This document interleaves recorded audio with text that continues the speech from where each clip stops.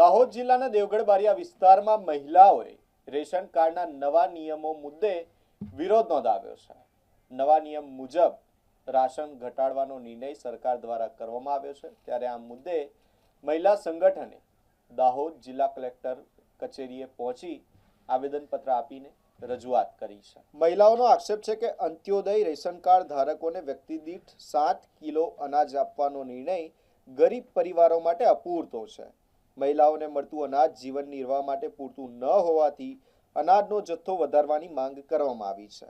આ ઉપરાંત ration card, આધાર card અને ઈ-કેવાયસી સંબંધિત સમસ્યાઓના નિરાકરણ માટે વિશેષ સહાય કેન્દ્ર શરૂ કરવાની પણ માંગ ઉઠાવવામાં આવી છે। મહિલાઓએ જણાવ્યું હતું કે ગામના આગેવાનો પર નિર્ભર રહેવાને બદલે સરકાર સીધી અને સરળ સુવિધા ઉપલબ્ધ કરાવે।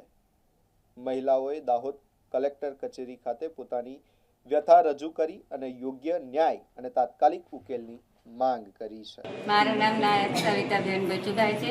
હું આંકલીથી આવું છું ને એક વિધવા બેન છું અને મારે અંત્યોદયની રેશન કાર્ડ છે, જેમાં 35 કિલો અનાજ મળવા પાત્ર છે। એમાંથી સરકારશ્રીએ ઘટાડવાની વાત કરે છે કે 35 કિલો, એમાં 35 કિલો અહીંયા અમારે પૂરતી જમીનમાં કશું પાકતું નહીં, કંઈ નહીં। 35 કિલોમાંથી ઓછું કરે તો અમારે રોજી રોટી કઈ રીતે પેલે કરવાની, ખાવાનું કઈથી લાવવાનું અનાજ? અત્યારે તો દુકાનમાં લેવા જાય તો મકાઈના 600 કે 700 રૂપિયા 20 કિલોના હોય છે, એટલે અમારા માટે બહુ તકલીફ છે। રેશન કાર્ડમાં ઉતારનું અંત્યોદયમાં 5 કિલો વધારે મળે એ સારું, પણ ઓછું ઘટાડો કરી આ બહુ મુશ્કેલીની વાત છે। મારું નામ કેવડિયા ઇનાસબેન મહેશભાઈ છે, તાલુકો દેવગઢ બારિયા છે, જિલ્લો દાહોદ છે। આજે અમે દેવગઢ મહિલા સંગઠન 90 ગામમાં કામ કરીએ છીએ અને આજે જે અમે અહીંયા કલેક્ટર શ્રીને આવેદનપત્ર આપવા માટે જે આવ્યા છે, એમાં અત્યારે જે અન્ન સુરક્ષાને લઈને જે અંત્યોદય રેશન કાર્ડમાં જે વ્યક્તિવાર આપવાના છે અને અંત્યોદય રેશન કાર્ડમાં જે ઘટાડો થઈ રહ્યો છે એને લઈને આજે અમે દેવગઢ મહિલા સંગઠન વતી આજે દરેક 90 ગામમાંથી અમે જે સંગઠન અમારું કામ કરે છે એમાંથી બહેનો જોડાઈ અને સાથે આવ્યા છે કે અમારી જે એકલ વિધવા છે, પછી વંચિત સમુદાય છે, દલિત સમુદાયમાંથી જે અમને અંત્યોદય રેશન કાર્ડ છે એમાં જો ઘટાડો થશે તો અમારા માટે 2 ટકના રોટલા માટે ફોફા પડશે, એના માટે અમે આજે આવેદનપત્ર આપવા માટે આવી રહ્યા છીએ। મારું નામ છે નાયક કુસુમબેન પુનાભાઈ, ગામ સાગટાળા, તાલુકો દેવગઢ બારિયા, જિલ્લો દાહોદ।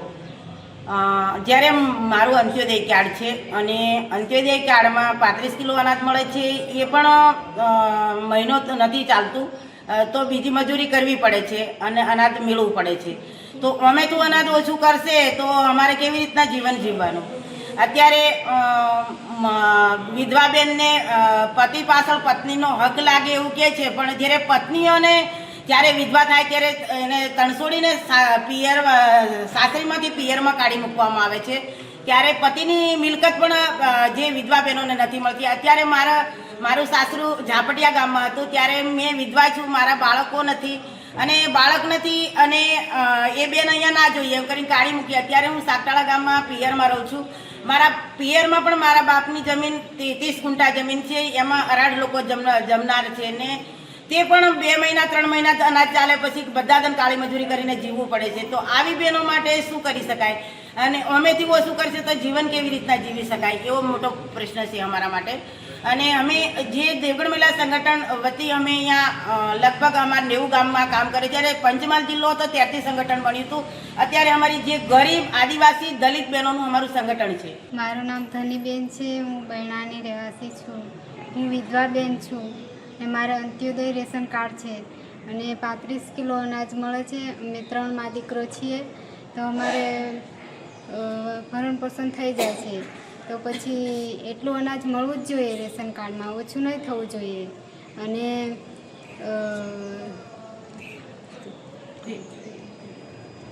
ઘઉં, ચોખા અને દાળ ને ચણા તો દર મહિને મળે છે, પણ તેલ તહેવારો હોય તો જ મળે છે, મોટા તહેવારો આવે ને તો જ મળે, તો દર મહિને મળવું જોઈએ।